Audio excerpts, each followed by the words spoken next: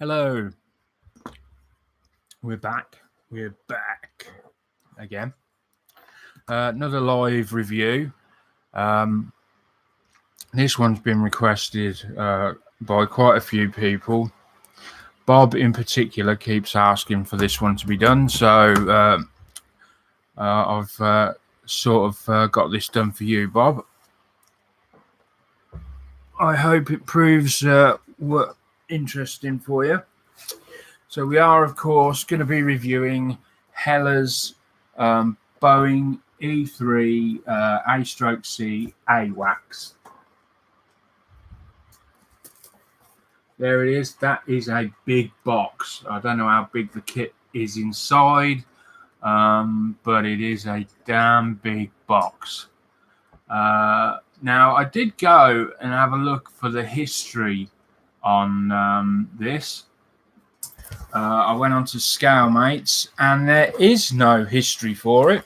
It just appears on a timeline for 2017 and says new decals, which is odd because if it's just come out in 2017, you would think they wouldn't put they wouldn't then announce new decals. So I don't have any real history on it for you.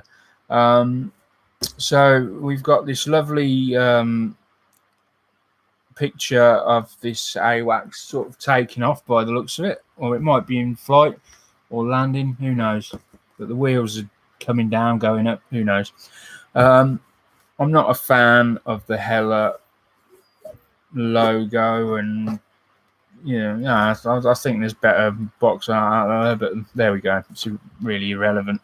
It's a side opening box, and already it's sort of bowing there, so not great. Let me just get the camera back on me so I can see what you're seeing. Yeah, so it's sort of, it's already crushed, and it's not been it's not been stacked or anything. So there we have it. Right, so as I said, there's nothing really. You got that front there, and then on the back you've got a list of some colours you're going to need. What is it? Oh, right, it doesn't say what they are. Number 14, number 22. I'm not sure what they are. And the sizes are listed on there as well.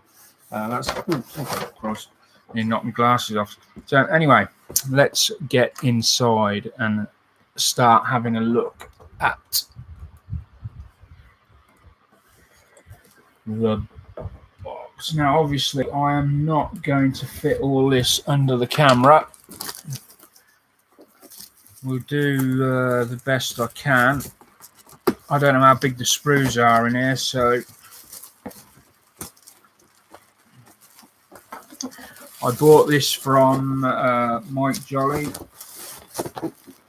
and I paid a little bit, just over 20 quid for it. I think it was a limited supply offer.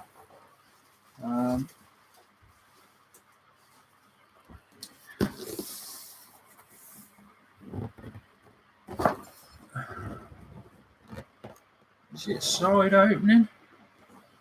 I don't know now whether it's side opening or... No, it's top opening. Oh, it's a flip lid. Right, this is massive. Put that down there. Don't know how best to tackle this. We're going to do the fuselage first, so I'm going to have to take it out. And this is huge. 1/72 scale, remember.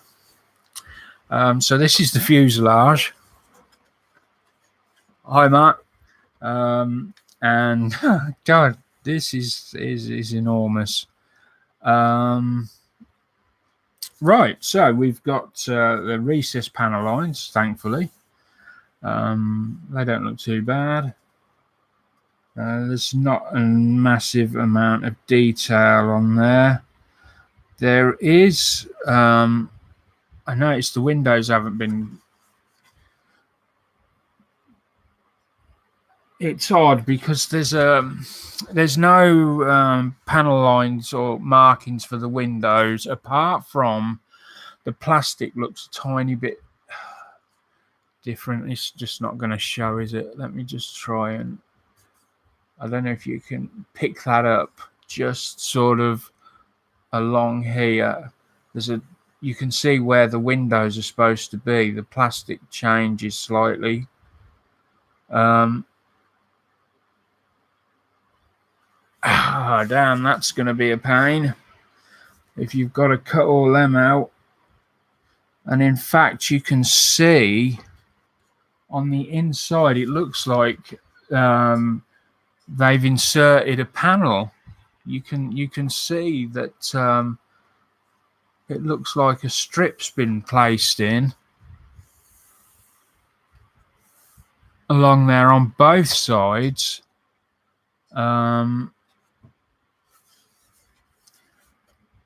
Wow, that is going to be a monstrous task if them windows have to be cut out. I really don't know.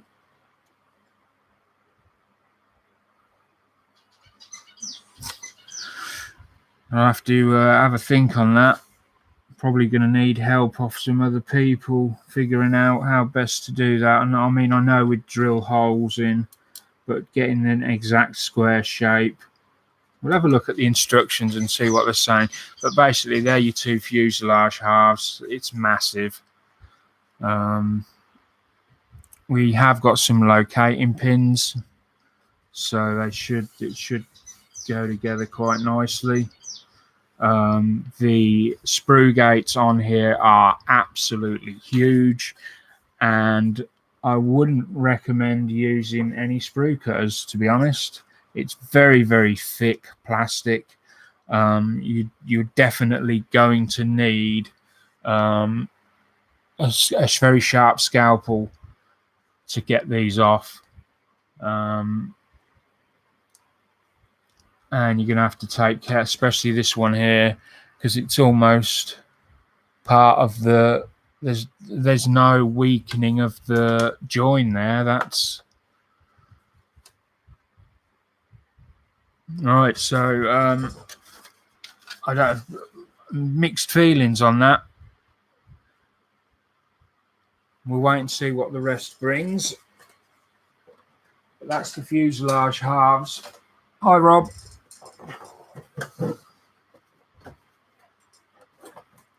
And then next we've got the wings by the looks of it. So we've got nice panel line detail. Oh, now is that meant to be there, or is that was just where the end of my finger is? Is like it's the same on the other side, so that would probably mean it's meant to be there. Yeah, they're along. It's meant to represent some sort of hinge, I think. So again, horrible sprue gates, very horrible sprue gates. Just look at the size of them and the thickness of them. I suppose you've got to. I can't believe this is a new kit from like recent build. We'll have a try and see whether we can see a date on it anywhere. Nice detail on this bottom section,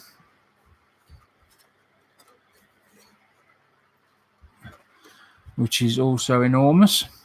I'm guessing these are the wheel wells.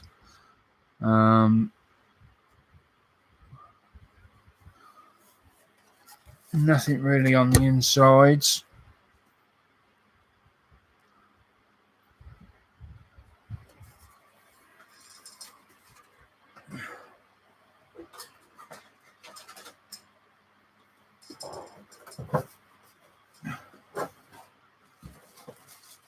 Then we've got a bag. So all of them parts weren't in any bag at all. And then we come to the bagged stuff. Right, I'm going to use the scissors again.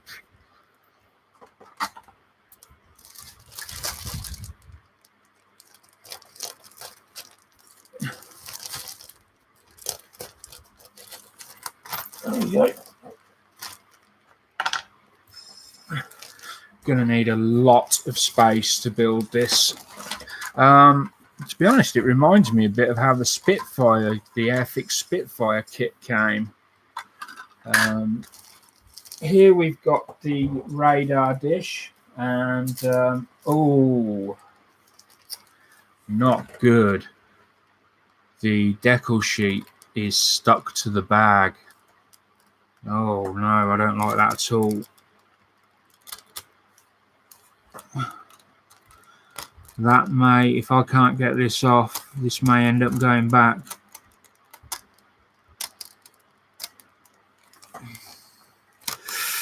Oh, come on, very carefully.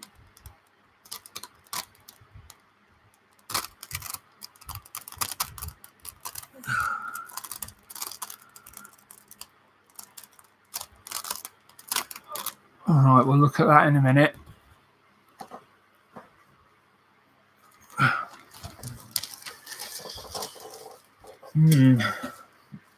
So this is the radome dish, and of course AWACS stands for Advanced Warning and Control System, I believe, unless I'm mistaken. Yeah, Advanced Warning and Control System, and basically this is a long range radar system. It can detect low-level flying jets much better than traditional radar systems, and it's used in that capacity, and it can control and monitor air engagements in battle spaces above the theaters, you know, it's brilliant at everything, aircraft, ships. But it's primarily used to coordinate air attacks and so on. And it's yeah, so it's called AWACS, and the dome is lovely. I'll give them that. They've really done a good job with that radome. Nice, lovely detail on the panel line there. And then there, nice finish on that plastic. Same over here. And then I guess these make up the support underneath, and the support structures. Not quite sure what those little beasties are about there, but no doubt I'll find out. And that's just going to go together over the top. I picked this because I like stuff that's a little bit different, and I honestly didn't expect it to be the size it is. 1/72, I was expecting a much smaller kit. Now then, we've got, I don't know if that's meant to be like that. I don't think so. So we've got some damaged wings now. It's bent. The reason I don't think it's meant to be like that is because it's got a white, like a stress line on there. To try and flatten that out. I mean, it's not going to be an issue. I will be able to sort that out, but all the same, it's not what you want. But then it's, you know, it's a £20 kit, and look at the size of it. Again, we've got some lovely detail. Nice panel lines on there.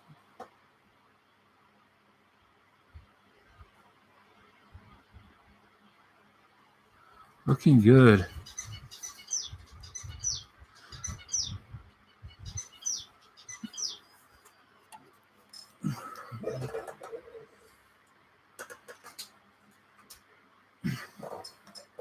Then we come to what would be the engines, cockpit seats, yeah, wheels. So lovely little seats, 1/72 scale seats, and look at the size of the plane next to it. I mean, we've got our landing gear there. It's a nice level of detail on that. Not extensive, really, but we've got some flash on there. If I'm finding it hard to believe this was just a new release last year. If it is, you know, there to have flash on it at the beginning in that way, and the way it's not great. I'm guessing these are cockpit maybe, and then we've got obviously turbine blades.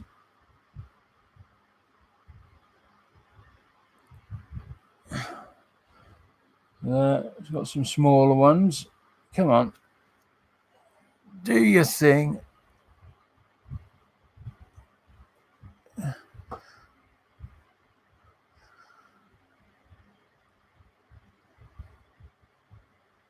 So they're fairly well detailed. The wheels are looking good. They're not weighted, unless they've got some other ones we haven't seen yet. But that's not really a problem. You can weight them just by heating the plastic up a little bit is one method, and pushing down on them. I'm not really that concerned about whether they're weighted or not. I don't know what that piece is there we've just looked at.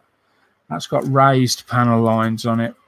I don't know whether that's maybe part of the cockpit. My fingers underneath it here. Yeah, so they're raised panel lines there. And then we've got engine cowls, I think, all here.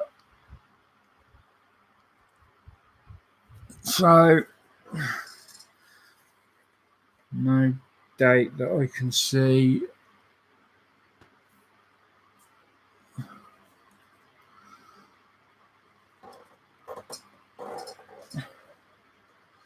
And we've got the other set of wings. And yeah, that's not curled up on this one. So that is, that other one is not meant to be like that. Apologies for the dog. I think that's the postman.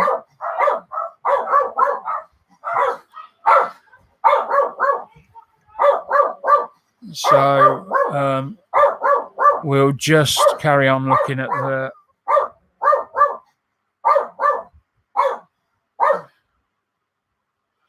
there we go. Rob, you know, I might do actually. I might after the Spitfire build, I might run this one as the next one. Yeah, because there's going to be a few challenges that I haven't come across before. So yeah, that's quite a good idea, actually. I may well do that. It depends whether people want to see this build or not. It's going to be quite a difficult build, I think. It's fairly straightforward. I've just got a feeling that with all these little problems I foresee, it may be a challenge, not in a bad way. You know, I like to take on these kits. So, but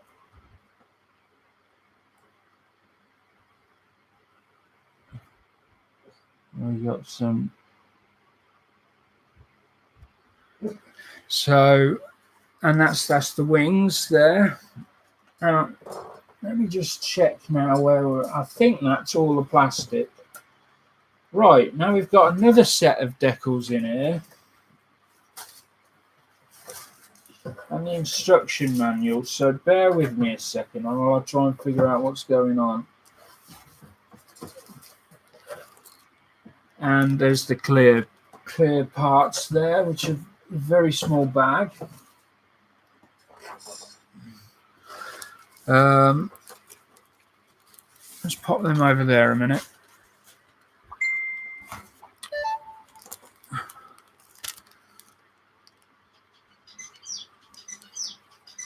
Right, I can tell without even getting this out of the bag, the plastic is dire. The clear plastic is not nice.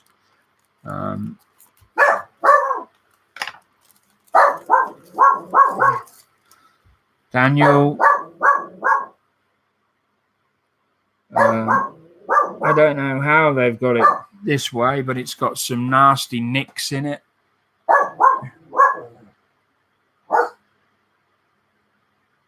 I don't know if it's got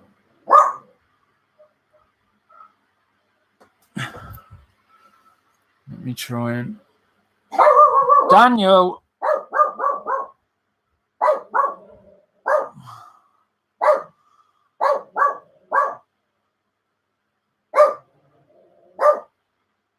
Oh, no, you just can't... The video... Daniel! You're just not picking them up at all. But trust me, there are some nasty, deep scratches on there. Excuse me a minute.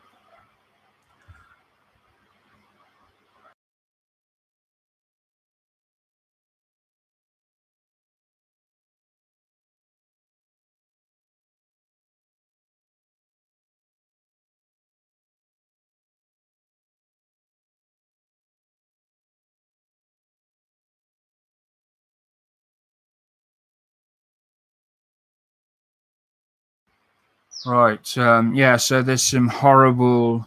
I wonder, would we see them better from the other side? There's little cracks all in the top there as well. You can see it over on the up the top here, where my two fingers are. You can see that there's some nasty stress cracks in the plastic where even through the blur they're there. You can see them there. And then if you come down to here, there, all them little nicks in there, they're actually, and I would say they're beyond rubbing out. But we'll see. That might be. If only I could get you to. Yeah, I might have to take a picture of that. That is dreadful, absolutely dreadful. But there you go, hella kits. I've got a couple actually. I've got another one to review. I've not got much hope in it, to be honest now.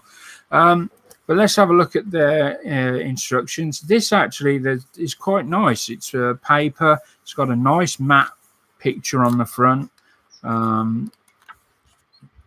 So it doesn't... And we've got some information on the aircraft there. And then we go into our instructions. So I'll just turn that round so it's not upside down. A little bit of colour in them. You know, is that saying what colour it needs to be? Maybe, I don't know. Looks like Tamiya bottles there, but they're not I don't think they're referencing Tamiya colours. 33 is black though. 56 is, if I remember, is it silver? Is it gunmetal or silver? Can't remember now.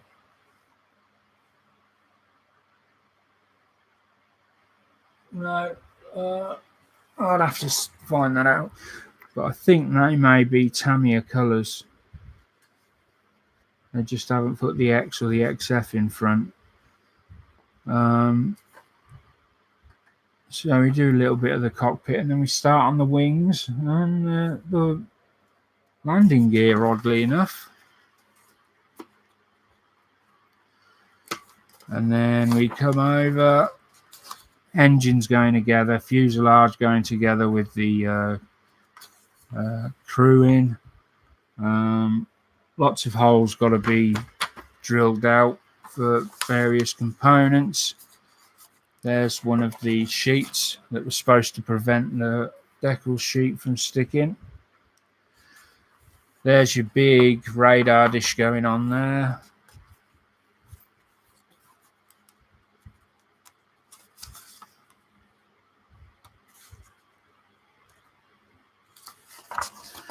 And then we come to some, no, there's another one. Oh, we've got some different designs. So we've got the US Air Force, which is like a ghost grey with some white trim and black and white dish on the top. Or you can go for this version, which is, it doesn't say who that belongs to. And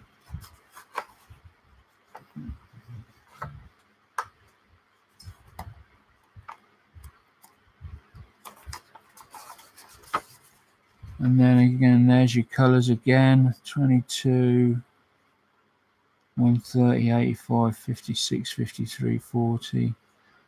Sure, they're Tamiya colours, but we'll see. So it's saying no windows. That where there's where them little markings are, that's where these decals go. These flags. That's interesting.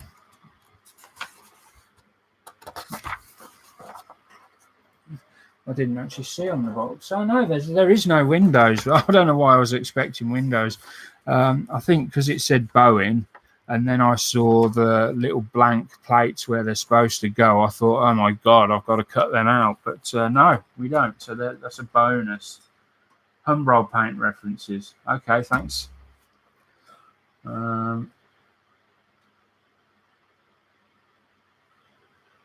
Yeah, that's on the top of the canopy. It does, yeah, that gets painted. I'm not concerned about that. But the rest of that is dire. Yeah, I'm not too worried about that. It's all this. That's, mind you, it is very small. So in the scheme of things, it's not really going to be seen that much. This may be one to try out the gauzy on. The canopy dipping. I haven't dipped a canopy for a long time, but it is the bee's knees when it comes to filling in cracks and damage, of which there is a lot there. It's just not coming through. That's the only sad thing.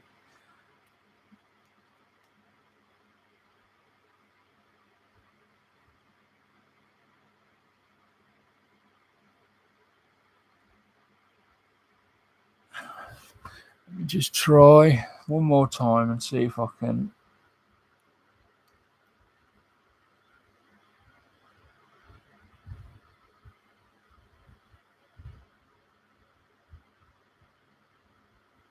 We've got some damage just towards the center on that out there. Does everyone see that? That's all the surface is chipped.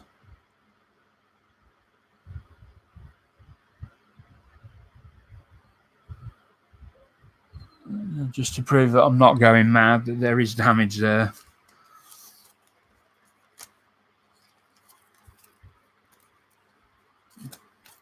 So that's the instruction manual. Should be a fairly straightforward build if everything goes together okay. And then now we've got the two different decal sheets.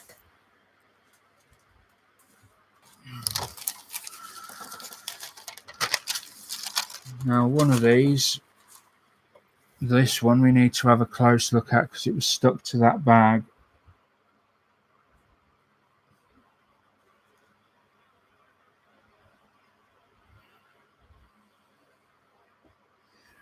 We might have got away with it.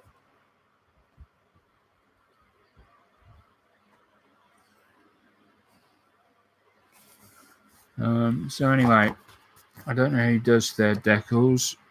They look okay. They appear to be in register. Writing is clear. There's a tiny bit of damage, not surface damage, indentations on the decals here, the stars and bars. I don't know if you can see it, just above, is it number 25? Yeah, just above where it says 25, you can see all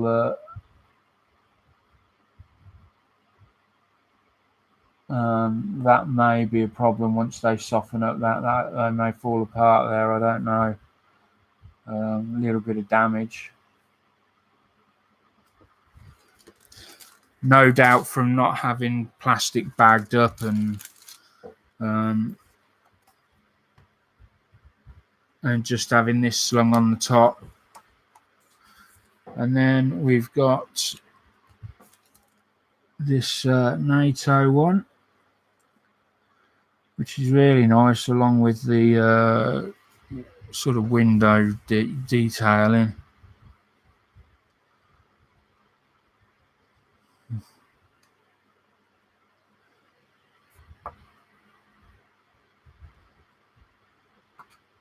So there we go, we got our flags there. They look a bit thick. Again, there's a little bit of damage on that one.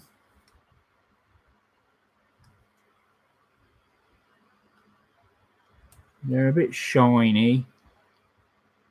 But we'll wait and see what happens. There's a bit of damage on the end there to that. There's not a lot we can do unless the chances are if I returned this, the next kit would probably come and it would probably be very similar, if not the same. So it's a case of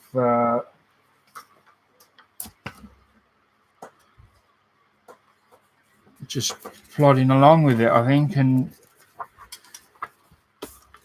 seeing how things turn out.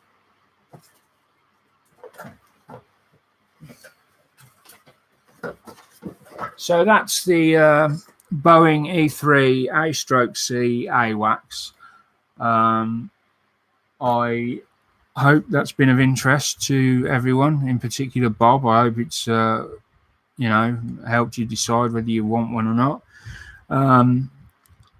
If I had to give it a score out of 10, I reckon I'd have to give it a 4 looking at it. So just from review point, I'd give it a 4. And then what we'll do is when I build it, I'll see, what I think of that, and then we'll give them an overall score when they're built. I think I like that idea of doing it that way, trying to make the reviews more interactive, so that they're not just the reviews. My aim is the reviews will no longer be just about how it comes out of the box.